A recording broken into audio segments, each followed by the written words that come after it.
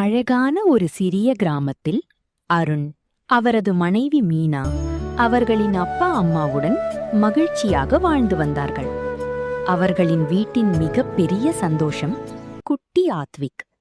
1.5 வயதான ஆத்விக் அந்த வீட்டின் செல்லம். அவன் சிரித்தால் வீடே சிரிக்கும்.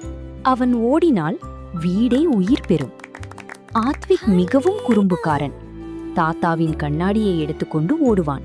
பாட்டியின் சேலையை பிடித்து சிரிப்பான். அவனின் குறும்புகளை பார்த்து எல்லாரும் ரசிப்பார்கள். ஆனால் நாள் முழுக்க அவனை பார்த்து கொள்ளும் மீனாவுக்கு சில நேரங்களில் மிகவும் சோர்வாகிவிடும். தூக்கமில்லா இரவுகள், முடியாத வேலைகள் அவளின் முகத்தில் சோர்வை காட்ட ஆரம்பித்தது. ஒரு நாள் ஆத்விக் விளையாடிக் கொண்டே அரிசி டப்பாவை கீழே தள்ளிவிட்டான். அரிசி முழுவதும் தரையில் சிதறியது. ஆதவிக், பார் நீ என்ன செஞ்சன்னு.